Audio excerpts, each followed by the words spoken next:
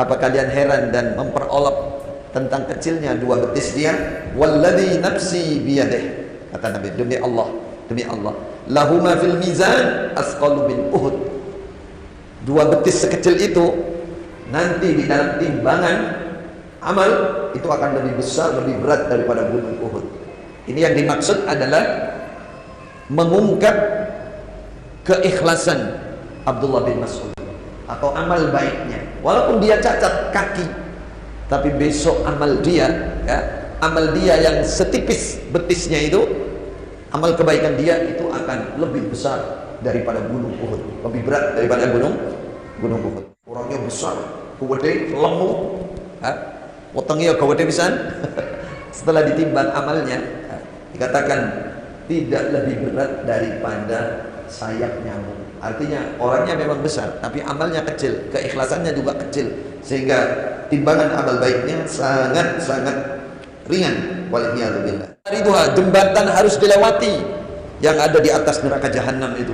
Di kanan kirinya ada kalalib, ada gantol berupa besi. Nah, ada orang yang lewat seperti di atasnya jembatan itu seperti kilat, cepat dan dia sampai di surga.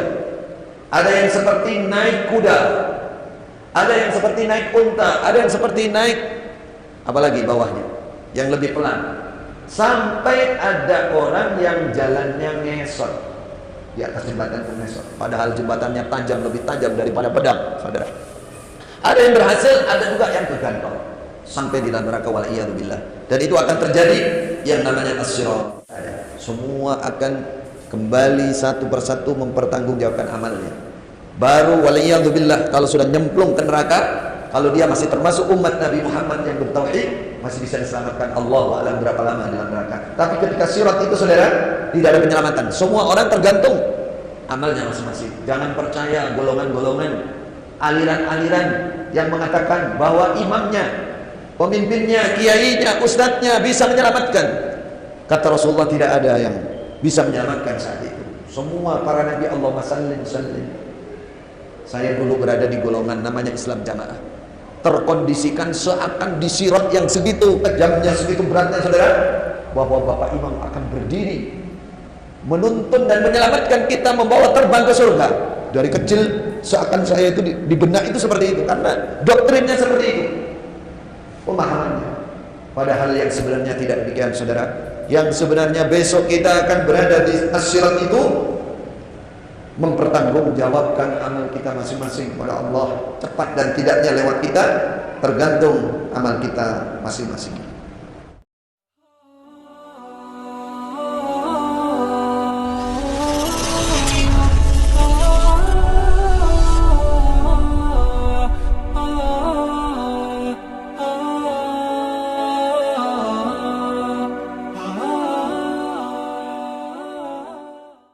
Apa kalian heran dan memperolok tentang kecilnya dua betis dia? Walladzi nafsi biyadih, kata Nabi, demi Allah, lahuma fil mizan asqalu min Uhud.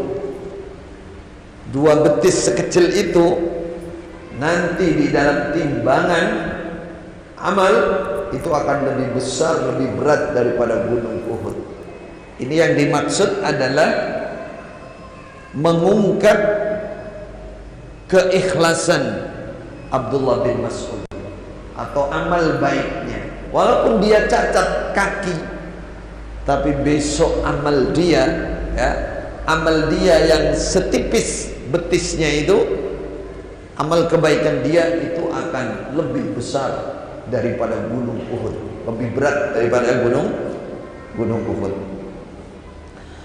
Dalam riwayat berikutnya, Rasulullah SAW bersabda, besok akan didatangkan seorang laki-laki yang gemuk, besar dan gemuk, birrajulil azim as-samin yaumal qiyamah. Setelah ditimbang, tidak lebih berat daripada sayap nyamuk. Orangnya besar, kuwede, lemu, wetenge gawede pisan. Setelah ditimbang amalnya, dikatakan tidak lebih berat daripada sayap nyamuk. Artinya orangnya memang besar, tapi amalnya kecil, keikhlasannya juga kecil, sehingga timbangan amal baiknya sangat-sangat ringan. Waliyadzubillah. Pertanyaan 123, satu lagi. Ma dalilus syirat minal kitab? Mana dalil jembatan? Kita harus beriman kepada hari akhir.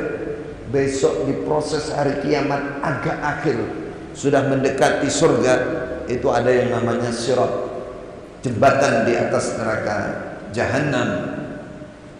Dalam surah Maryam ayat 71-72, wa in minkum illa wariduha kana ala rabbika hatman maqdiya. Tidak ada di antara kalian kecuali pasti datang di yang namanya sirat. Tidak ada yang selamat, semua harus datang. Illa wariduha, jembatan harus dilewati yang ada di atas neraka Jahannam itu. Di kanan kirinya ada kalalib, ada gantol berupa besi. Nah, ada orang yang lewat seperti di atasnya jembatan itu seperti kilat, lap lap lap lap lap lap, cepat, dan dia sampai di surga. Ada yang seperti naik kuda, ada yang seperti naik unta, ada yang seperti naik apalagi bawahnya yang lebih pelan, sampai ada orang yang jalannya ngesot di atas jembatan itu, ngesot, padahal jembatannya tajam, lebih tajam daripada pedang, saudara. Ada yang berhasil, ada juga yang kegantol sampai di dalam neraka, waliyadzubillah. Dan itu akan terjadi yang namanya as-sirat. Thumma nunajjil ladina taqaw wa nadharu dhalimina fiha jithiya. Orang-orang yang bertakwa kepada Allah saya selamatkan, kata Allah, dan orang-orang yang zalim akan dijatuhkan ke dalam as-sirat. Kalau sudah di sirat tidak ada yang bisa berteriak menyelamatkan, tidak ada. Ya Allah selamatkan, tidak ada. Semua akan kembali satu persatu mempertanggungjawabkan amalnya. Baru waliyadzubillah kalau sudah nyemplung ke neraka, kalau dia masih termasuk umat Nabi Muhammad yang bertauhid, masih bisa diselamatkan. Allahu a'lam berapa lama dalam neraka. Tapi ketika sirat itu, saudara, tidak ada penyelamatan. Semua orang tergantung amalnya masing-masing. Jangan percaya golongan-golongan, aliran-aliran yang mengatakan bahwa imamnya, pemimpinnya, kiainya, ustadznya bisa menyelamatkan. Kata Rasulullah, tidak ada yang bisa menyelamatkan saat itu. Semua para nabi, Allahumma sallim sallim. Saya dulu berada di golongan namanya Islam Jamaah, terkondisikan seakan di sirat yang segitu kejamnya, segitu beratnya, saudara, bahwa Bapak Imam akan berdiri menuntun dan menyelamatkan kita, membawa terbang ke surga. Dari kecil seakan saya itu di benak itu seperti itu, karena doktrinnya seperti itu, pemahamannya. Padahal yang sebenarnya tidak demikian, saudara. Yang sebenarnya besok kita akan berada di as-sirat itu, mempertanggungjawabkan amal kita masing-masing kepada Allah. Cepat dan tidaknya lewat kita tergantung amal kita masing-masing. Tergantung amal kita masing-masing. Apa dalilnya dari sunnah? 123 penutup. Kata Rasulullah sallallahu alaihi wasallam, didatangkan jisr, jembatan, lalu diletakkan di antara dua pinggirnya neraka Jahannam. Di sana diletakkan khotati wa kalalib. Tadi sudah saya sebutkan, jembatan itu sangat licin. Tidak hanya itu, di kanan kirinya ada kalalib. Saudara pernah melihat di YouTube ada jembatan dari kaca antara gunung dan gunung, di mana itu, di Korea atau di Cina?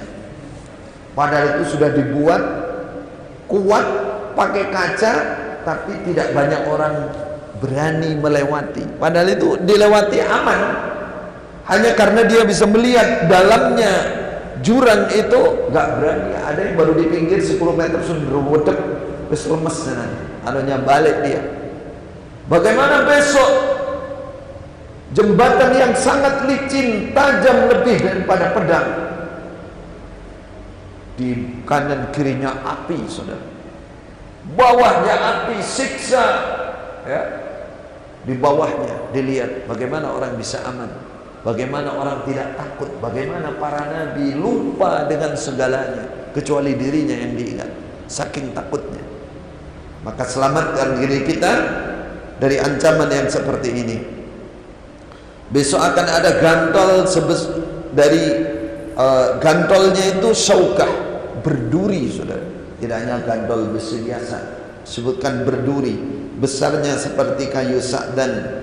Ada yang lewat seperti kilat, ada yang lewat seperti angin wus, ada yang lewat seperti naik kuda yang cepat, ada yang lewat seperti naik tunggangan-tunggangan yang lain.